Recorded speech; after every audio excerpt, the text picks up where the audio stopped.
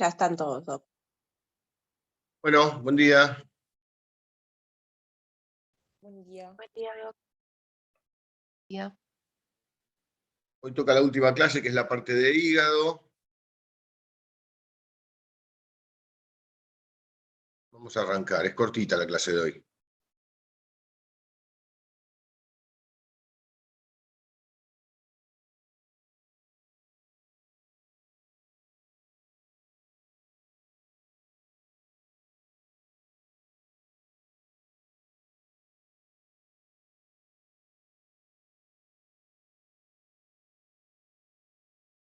Saco el video porque si no me ocupa espacio en la pantalla. ¿Se escucha, no? Sí, se escucha bien. Perfecto. Bueno, como siempre empecemos con un poco de la anatomía del hígado. Es un órgano sólido ubicado en el hipocondrio derecho. Está protegido por la parrilla costal derecha. Más o menos en el adulto las dimensiones son de 27 centímetros de largo por 17 de ancho y 7 de altura. Pesa aproximadamente 1,5 kilos. Tiene un color como un rojo pardo. Y la característica es que está cubierto por una cápsula que es la cápsula de Gleason. Y por un lado y por otro lado el peritoneo visceral. Por su cara externa se adhiere al peritoneo y por su cara interna envía tabiques al interior del hígado que son los que van a separar en lóbulos y segmentos. A nivel del hilo hepático le forma una vaina que son los vasos de los conductos biliares. El hígado está formado por una porción derecha que está muy desarrollada y por una extremidad izquierda que se aplana y se adelgaza debajo del hemidiafragma izquierdo. Y digamos, para describirlo un poco anatómicamente, se lo pueden dividir en 3 caras y 3 bordes, que son la cara superior, la cara inferior, la cara posterior, el borde anterior, el borde superior y el borde inferior. En lo que es a la cara superior, que es esta de acá, bueno, es convexa y se amolda al diafragma. Recuerden que estaba en el hipocondrio derecho y está cubierto por la parrilla costal. Esto es lo que se llama la cara diafragmática. Entre lo que sería el diafragma y el hígado, se delimita este espacio que es lo que se llama el espacio subfrénico. Y ahí una de las características que tiene el hígado es que además se inserta el ligamento, o sea, desde la cara superior, el ligamento falciforme, que es el que divide el hígado en 2 lóbulos, el derecho y el izquierdo. Esta es la cara, esta cara del hígado está vista desde abajo, está girado, o sea, se giró el hígado sería hacia la derecha y estamos viéndolo desde. Ahora vamos a ver bien cómo sigue. Esa es la cara inferior. La cara inferior es oblicua, está orientada hacia abajo, a la izquierda y atrás. Se caracteriza por la presencia en su parte media de lo que sería el hilio hepático, que es esto de acá, donde se dividen los elementos del pedículo hepático, que son la vena porta, la arteria hepática y la vía biliar. Está marcada por 3 surcos. Es el surco longitudinal derecho, esto está visto desde abajo y está girado, o sea que el lóbulo izquierdo es este sería el lóbulo derecho. Entonces está el surco longitudinal derecho, que es este, que es el que contiene la vesícula biliar por delante y la vena cava por detrás, el longitudinal izquierdo, que se encuentra el ligamento redondo con la vena umbilical obliterada por delante, y además se ubica el conducto venoso de Arancio, que es el que une la rama izquierda de la vena porta con la vena cava inferior. Eso después vamos a ver bien la anatomía de la vena cava. Y el transverso que une los 2 surcos longitudinales y aloja el hilio hepático. El hilio hepático está acá. Ahora se va a entender bien en el esquema. Decíamos, está delimitada por 2 surcos que son el longitudinal izquierdo. Entienden que esto está al revés, es una visión vista desde abajo. El longitudinal izquierdo, que es el que divide el lóbulo izquierdo, el longitudinal derecho es el que divide el lóbulo derecho, y el transverso, y fíjense que ahí están las estructuras. La vesícula, el conducto de Arancio, que es el que une la vena porta con la vena cava. En cuanto a la cara posterior, Para esta cara emergen las venas suprahepáticas, que desembocan en la vena cava inferior, ¿sí? Gran parte de esta cara no presenta la cápsula, o sea, muchas de esta cara no tiene la cápsula de Bison, porque se une directamente al diafragma por el ligamento coronario, ¿sí? Se entiende cómo es la imagen anterior cuando hablábamos de los surcos, ¿no? Esto está puesto acá, se levantó el hígado y se giró, y lo estamos viendo de atrás, y en este caso lo estamos viendo desde abajo. El borde anterior. El borde anterior es fino, agudo, es este borde de acá, ¿no? Es fino, agudo y corresponde a la pared abdominal. Cuando el hígado está grande, que hay un hígado que es hipertrofiado, por ejemplo, que es una insuficiencia cardíaca derecha, se puede palpar debajo del reborde costal. Y la característica del borde anterior es que tiene dos surcos. Uno es la escotadura de la vesícula, que es esta de acá, fíjense que está la vesícula, y la escotadura del surco umbilical, que es la escotadura donde tiene el ligamento redondo, que es esta de acá. En cuanto al borde superior, bueno, está mal delimitado, es redondo, y es la transición entre la cara superior y la cara posterior, o sea, está visto desde arriba, no tiene grandes estructuras anatómicas que uno puede identificar. El borde inferior es en general grueso y romo. A la derecha de la vena cava inferior muestra la impresión de la glándula suprarrenal. Fíjense, esto de acá, esta es la vena cava, acá está la impresión de la glándula suprarrenal. Y esto, lógicamente, recuerden que estaba el pedículo hepático. En cuanto a los pedículos hepáticos, básicamente son dos, que está el pedículo suprahepático y el pedículo infrahepático. El pedículo suprahepático es exclusivamente venoso y está formado por tres venas suprahepáticas, que son la vena suprahepática izquierda, la media y la derecha, que lo que hacen es que drenan en la vena cava inferior la totalidad de la sangre hepática. Esto es importante tenerlo en cuenta porque fíjense que esto es lo que después nos va a dividir al hígado en segmentos, y es importante tener en cuenta esta referencia para las posibles resecciones de hígado, las hepatectomías. Y el pedículo infrahepático está integrado por la vena porta, las arterias hepáticas y las vías biliares. En cuanto a la vena porta, bueno, esto ya lo habíamos visto en las clases de páncreas. Lógicamente, bueno, es de gran calibre, lleva sangre venosa al hígado procedente del intestino delgado, colon, páncreas y vaso. Se origina desde dos troncos voluminosos. Uno es el tronco mesentérico de la vena mesentérica superior y el tronco venoso espleno-mesentérico. El tronco de la vena mesentérica superior se forma a través de la vena esplénica y la vena mesentérica inferior. Ahí se forma el tronco venoso espleno-mesentérico. Y a su vez, cuando se une con la vena mesentérica superior, forman la vena porta, ¿sí? Que es la que entra al hígado. En cuanto a las arterias, también esto lo habíamos visto, recuerden que la arteria hepática nacía a través del tronco del coronario estomáquico, tenía tres ramas, que era la arteria esplénica, y te daba la arteria hepática común, se me fue, perdón, la arteria hepática común, y esta arteria hepática también daba la pancreáticos duodenales, y la característica que tiene la arteria hepática es que, bueno, se dirige hacia abajo, adelante, a la derecha, para ponerse en contacto con el borde superior del páncreas, y lo que sí se divide es la arteria hepática propia y la gastroduodenal, que era lo que hablábamos recién, y la arteria hepática propia se divide en dos ramas, una derecha y otra izquierda, que son las que dan el flujo arterial al hígado. Bueno, las vías biliares, esto seguramente lo vieron más de una vez, están las vías biliares intrahepáticas.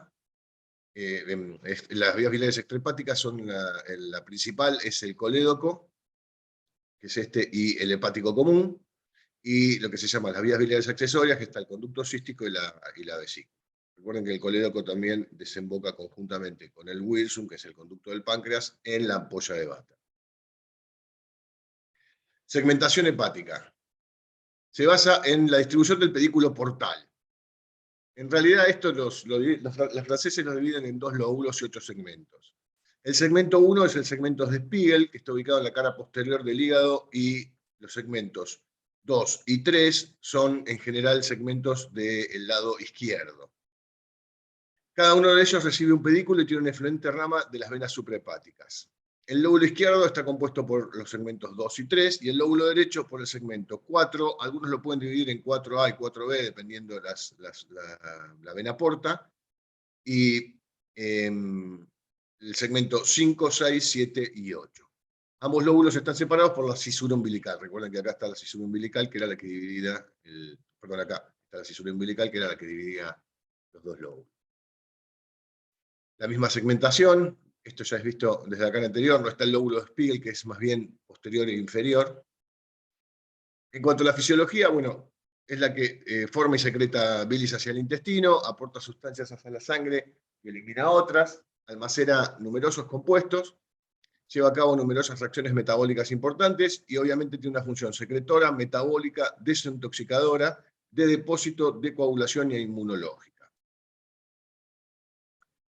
¿Qué estudios por imágenes se usan? Bueno, la ecografía básicamente hoy es de rutina, la tomografía, la resonancia magnética nuclear, la angiografía, hoy se está reemplazando mucho con la angiotomografía o la angioresonancia, y el PET scan, que es este estudio que muchas veces se usa para determinar si hay o no metástasis, que es un estudio es una tomografía con una solución de contraste que marca actividad metabólica. En cuanto a los tumores benignos del hígado, tenemos la hiperplasia nodular focal, que es un tumor de origen desconocida. Algunos lo asocian al uso de anticonceptivos orales, y justamente por eso se da más frecuente en mujeres. En general son asintomáticos y aparecen por hallazgo en algún otro estudio que se pide de rutina. Los adenomas hepatocelulares, el 90% de estos tumores aparecen en mujeres jóvenes. Estos sí están vinculados al uso de anticonceptivos orales. Y en general, cuando aparecen en niños, están asociados a enfermedades congéticas del metabolismo. El 80% de estos tumores son solitarios y tienen una cápsula periférica que los diferencia. Y estos son quirúrgicos porque existe siempre la posibilidad de que se rompan y generen un cuadro agudo o de que se malignicen. Y obviamente siempre que la resección del tumor sea técnicamente posible. La adenomatosis hepática son múltiples adenomas, generalmente aparecen entre 10 y 50 adenomas, que están rodeados de parénquima hepático normal. Esto más o menos se da en pacientes entre los 40 y los 50 años. El hemangioma cavernoso es lo más frecuente. En general, cuando aparece alguna lesión de hígado en una tomografía que uno pide, en general lo primero que uno piensa es un hemangioma cavernoso. Por eso es incidental. Una de las cosas que se cree es que la estimulación estrogénica puede aumentar el tamaño de los hemangiomas cavernosos. Pero en general el 90% de los casos son lesiones solitarias. En general el hemangioma cavernoso, salvo que haya alguna complicación, no son quirúrgicos. El amartoma es el segundo tumor benigno más frecuente. Se describe como origen del mismo a un defecto congénito en la maduración del mesénquima hepático en respuesta a una lesión isquémica. Es solitario, está bien circunscripto y es más frecuente en el lóbulo derecho. El 20% son peliculados y el 90% presentan quistes. El tratamiento de elección en los amartones en general es la resección. ¿Por qué? Porque se complican y pueden llegar a tener alguna complicación. En cuanto a los tumores malignos del hígado, tenemos en primarios y lo que serían secundarios, que serían los metastásicos. Y dentro de los primarios tenemos los que son de origen epitelial. Ahí tenemos el carcinoma hepatocelular, el hepatocolangiocarcinoma, el colangiocarcinoma y el hepatoblastoma. Y los que son de origen mesenquimático, que son el angiosarcoma, el hemangioendotelioma epiteliome, y siempre hay otros sarcomas menos frecuentes, que son el fibrosarcoma, el leiomiosarcoma y los indiferenciados. Veamos los que son más frecuentes. El carcinoma hepatocelular. Los tumores malignos de origen epitelial alcanzan el 90% de todos los tumores primarios del hígado. Es el más frecuente, entre el 85 y el 90%. Se asocia a hepatitis B y cirrosis. El hepatocarcinoma fibrolaminar es la variedad de mejor pronóstico, ya que se da en hígados no cirróticos y personas jóvenes, y en general son lesiones solitarias de consistencia firme. Tienen un índice de resecabilidad mayor y el trasplante hepático es una opción con excelentes resultados. El hepatocolangiocarcinoma es otro de los tumores, menos del 5% de los tumores primarios de hígado, y en estos sí se asocian a cirrosis. Obviamente que el pronóstico y el tratamiento de estos tumores es similar a los otros, dependiendo obviamente si tienen o no posibilidad de resección. El hepatoblastoma representa el tumor hepático más frecuente en los niños. Es raro verlos en pacientes después de los 3 años de edad. Y en general se presenta como un tumor hepático y un 5% se asocia a alguna anomalía congénita. Habitualmente son lesiones solitarias y de gran tamaño. Y obviamente que el éxito del tratamiento del hepatoblastoma depende de la capacidad del cirujano para resecar el tumor. El colangiocarcinoma intrahepático es un tumor maligno que puede aparecer en cualquier nivel del árbol biliar. Su pronóstico difiere de la localización. En general son adenocarcinomas en el 90%.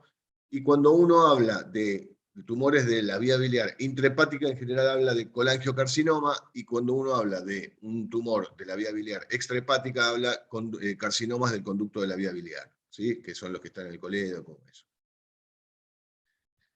Una cosa importante para la cirugía de hígado es que es esencial el buen armado del quirófano, porque una de las características que tiene la cirugía del hígado es que se utiliza mucho equipamiento, ¿no? Entonces es importante que se distribuyan bien el quirófano y, digamos, para que haya una buena circulación y para que haya mejor control de todos los equipos que se utilizan. Una de las cosas que se usan en cirugía de hígado es el electrobisturí de argón. Este es un equipo que la característica que tiene es que, además de ser un electrobisturí, se asocia a la salida de un gas que es el argón. El argón es el complemento que lo que permite es que la hemostasia en el hígado sea mucho más satisfactoria, ¿sí? Por eso algunos dicen que es imprescindible usarlo en cirugía hepática, porque justamente tiene un poder de resolución de hemostasia mucho más importante que el electrobisturí solo. Con el argón se logra hacer hemostasia hasta de 1 milímetro de profundidad. Y lógicamente es muy efectivo en el sangrado en napa. El manejo del mango es de forma manual, tiene corte y coagulación y tiene válvula de apertura y cierre del gas. El equipo se debe acoplar a una tubuladora por donde circula el gas, y una terminal de mango y un cable conectado. Otro de los equipos que se usan en la cirugía hepática es el aspirador quirúrgico ultrasono, que es lo que es conocido como el Cavitron, que es una consola de comando y un aplicador manual que permite extraer tejido bajo un preciso control. Contiene 3 subsistemas principales, que lo que hace es, hay una fragmentación ultrasónica, hay irrigación y hay succión en el mismo aparatito. Entonces, el aplicador contiene un dispositivo eléctrico que hace vibrar una punta hacia adentro y hacia afuera unas 23.000 veces por segundo, y tiene su propio sistema de enfriamiento. La punta vibradora lo que hace es fragmenta el tejido que toca. La solución de irrigación que fluye hacia ella suspende el tejido fragmentando para que pueda ser succionado y transportado a un recipiente dentro de una consola. La principal ventaja del Cavitron es que secciona el parénquima respetando los vasos sanguíneos y los conductos biliares. O sea que cuando uno hace una hepatectomía es mucho más delicado en la disección. El ecógrafo es otra de las cosas que tiene que estar en el intraoperatorio, ¿sí? Hay que armarlo, hay que ponerle una funda de laparoscopía, algunos lo usan, algunos usan guantes, eso depende mucho del gusto del cirujano. En general el ecógrafo lo utiliza el cirujano y es para justamente ver bien todos los segmentos hepáticos. Otra cosa que se usa mucho son los adhesivos de fibrina. Ahora hay algunos nuevos, pero antiguamente se usaba el Tisucol. Todavía se sigue usando, que una de las características que tiene el Tisucol es que hay como un hornito que hay que calentarlo, y igual esto siempre viene con un manual, pero una de las funciones de las instrumentadoras es preparar los adhesivos de fibrina. Estos se utilizan para hacer hemostasia. Y son caros, así que es importante saber usarlo y cuidar mucho a ver, tener mucha delicadeza cuando uno lo prepara para que no se pierda ningún tipo de, para que no se pierda material. Bien, en cuanto al instrumental, es la caja de la parotomía, y acá sí lo que hay que agregar es instrumental vascular, que son los clamps de Satinsky, clamps ilíacos, los clamps de Glover, los clamps rectos o los bulldogs. Y recuerden por qué, porque acá lo que necesitamos es trabajar muchas veces sobre la vena porta o sobre la vena cava. En cuanto a suturas, bueno, como siempre se usa nylon, seda, Vicryl, pueden llegarse a usar también PDS, que es la sutura monofilamento reabsorbible. Clipadora vascular mediana, y otra de las cosas que muchas veces se usa es el retractor de Thompson. ¿Qué es el retractor de Thompson? Es el separador hepático. No sé si está, en algunos lugares está disponible, en otros no, que tiene la característica es que son varias, digamos, varios bracitos que se ponen digamos, a la separación, y que hacen que la cirugía sea mucho más, que la visión sea mucho mejor. Bien. En cuanto a la clasificación de las hepatectomías, tenemos primero que las indicaciones son tumores primarios, tanto benignos como malignos, las metástasis. Esto también es lo que van a ver más frecuentemente, generalmente cuando se asocian a cirugía de colon, el colon da metástasis hepáticas. Recuerden que una de las primeras maniobras cuando uno opera un cáncer de colon es la exploración concéntrica y revisar el hígado, que no haya metástasis. Traumatismos, si alguno hace urgencia, muchas veces cuando hay algún traumatismo puede haber una fractura o una ruptura hepática. En general uno trata de hacer hemostasia de eso. Es raro salvo que sea un traumatismo muy importante, que el paciente termine en hepatectomía, pero bueno, cada tanto se va. Los quistes hidatídicos, abscesos, hematomas importantes y obviamente la necrosis.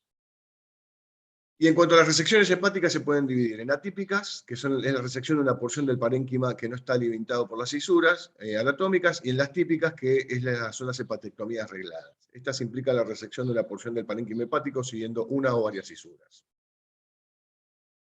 ¿Cuáles son las hepatectomías típicas? Bueno, las hepatectomías típicas se pueden dividir en derechas o izquierdas, dependiendo de la cisura principal. La hepatectomía izquierda, recuerden que la resección es del segmento 1, 2, 3 y 4, y está delimitada por la cisura principal. Y la hepatectomía derecha se resecan los segmentos 5, 6, 7 y 8.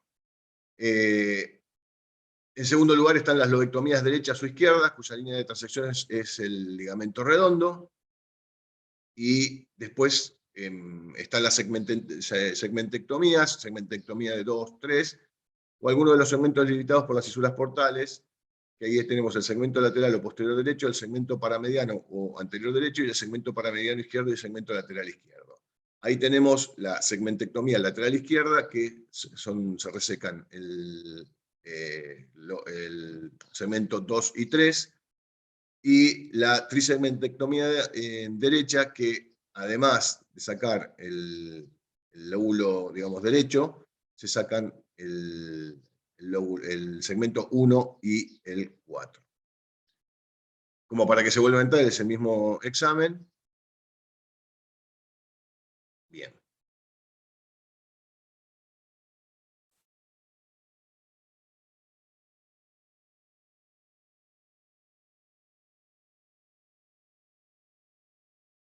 ¿Dudas? No, profe. Vamos a abrir.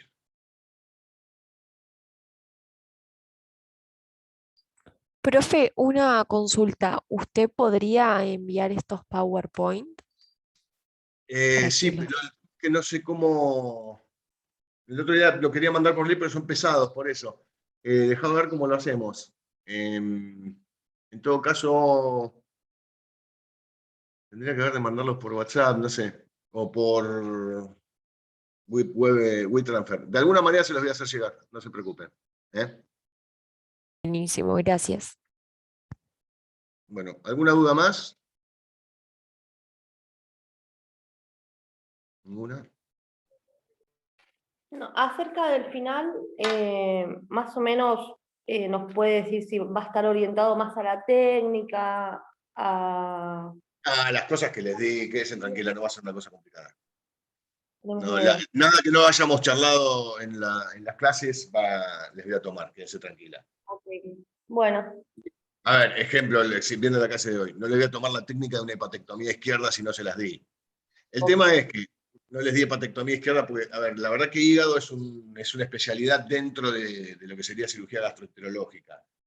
Me parece que si yo les doy de trasplante hepático, todo, no tiene mucho sentido. Sí, lo que me parece que tienen que tener una visión general, y si alguna el día de mañana va a ser trasplante hepático, bueno, va a tener que tener un entrenamiento distinto a la que, por ejemplo, va a ser traumato. ¿Se entiende lo que quiero decir, no?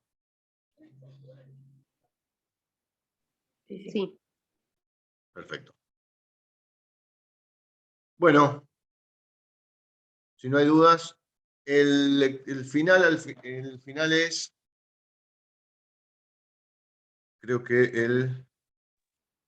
el 25, ¿verdad? Sí, el jueves 25 creo que Jueves es. 25. Jueves 25, exactamente. 7:30. Lo hacemos acá por Zoom. Bárbaro. Bueno, Cualquier profe, cosa. muchas gracias. Muchas gracias, doctor. Pero- No.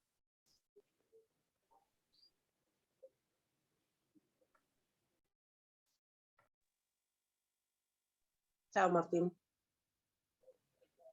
Chao, hasta luego.